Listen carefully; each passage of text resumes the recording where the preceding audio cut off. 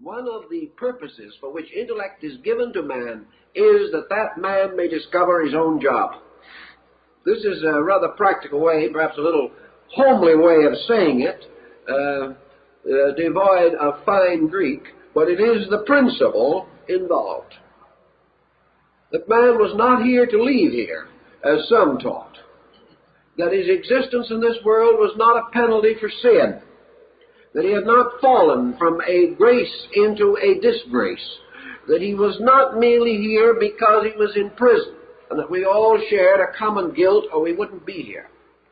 Nor was his primary end to escape here, to leave this place, and to return to some far distant land in the terms of Neoplatonism.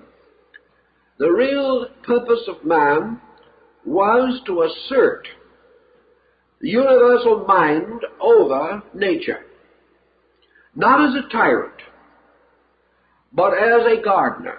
And in one of the alchemical books of Hermes, we have the hermetic gardener in the garden. This hermetic gardener is not there merely to enjoy life. He is there to keep the weeds out of the garden. He has a job to do every day. It is his duty, therefore, to pick the weeds of false knowledge out of the garden of truth. It is his duty to see that good things are well fertilized and well cultivated. It is also within his province to be a kind of Luther Burbank, to be able to improve the qualities of plants. And we have another hermetic axiom, namely that art perfects nature. In this axiom, which later became one of the outstanding keys of the hermetic alchemical philosophy, it is assumed that skill in man becomes the skill of God working for all things. Thus the individual who goes forth and improves something plays God, just as the individual who goes forth to destroy anything plays devil. That each individual has the right and the power to have a divine participation in the improvement of things.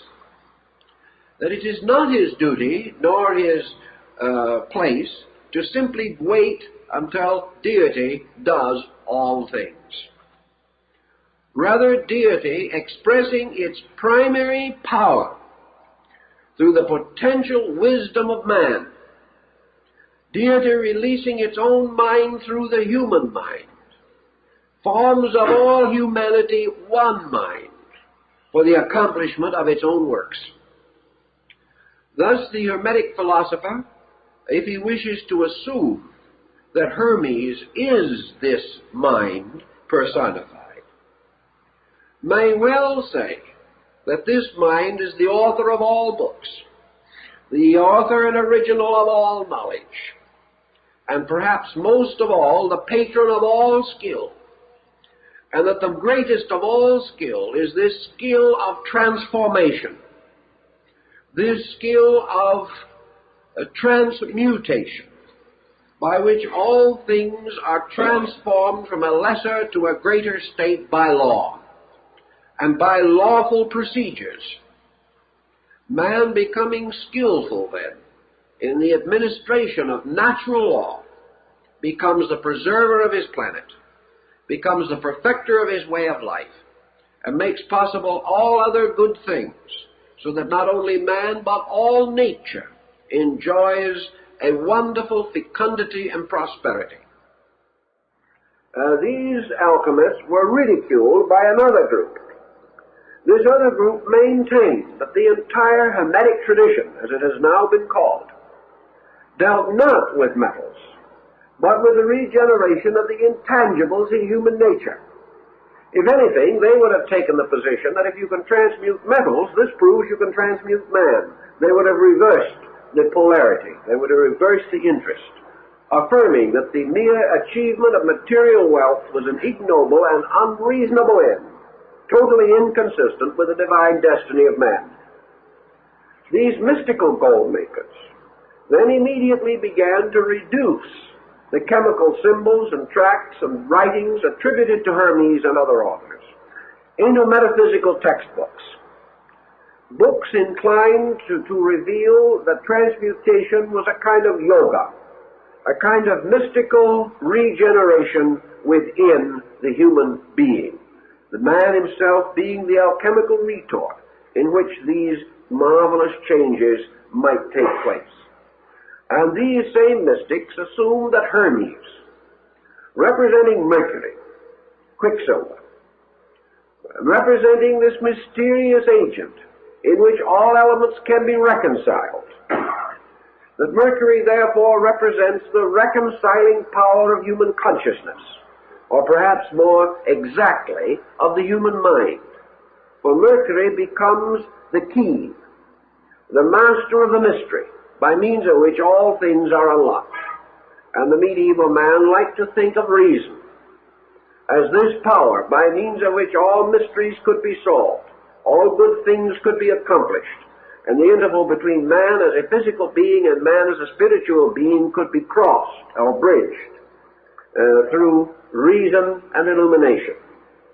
Now this would carry us back again to the Hermetic books by a circle. For in the Pymander of Hermes, we have no doubt whatever that Hermes is used in this work not only as a person, but as an embodiment or personification of universal mind. So your mystical alchemist seems to have retained the Hermetic tradition, although he passed it through a variety of symbolic processes. Your material alchemist lost it. And perhaps your material alchemist was the mad parent of the entire concept of modern material science, because he certainly was one of the first to conceive of the tremendous personal advantage to himself if he could control laws for profit. If, however, he was a mystic, he would control or direct laws only for the glory of truth. And this division on various levels has endured to our present time. With the rise of modern chemistry, the Hermetic tradition has more or less faded from our consideration. But this does not mean that interest in these old processes has entirely ceased. At the present time, as a fair authority on books and on rare books, I think I can say that there is still a tremendous demand, a tremendous learned reading public, desirous of securing any material relating to the Hermetic experiments of the 17th and 18th centuries in Europe. Any rare work which appears in this field is immediately purchased, disappearing again from the trade. I have talked to book dealers in this country and communicated with them in Europe, and it is rare indeed to find a rare alchemical text, regardless of price, remaining in a dealer's store for more than a few days. In other words, there's a market somewhere. The interest in these things continues, and there are people who are ready to pay $200, $300, $500 for one of these old books. The market is always greater than the supply. Reprints of these works are periodically made and become in their own condition rare books. And it is common knowledge that very few even reprints of the rarer Hermetic writings are available. They disappear almost instantly, not into public institutions, but into private libraries, where they are variously used. Thus we have another interesting point. 90% of these books are not going into the libraries of chemists, nor are they going into the collections of alchemists who have any intention of making physical experiments with the texts. They are going mostly into the collections of philosophically minded persons who are concerned with the attempt to restore the lost symbolism of the Hermetic tradition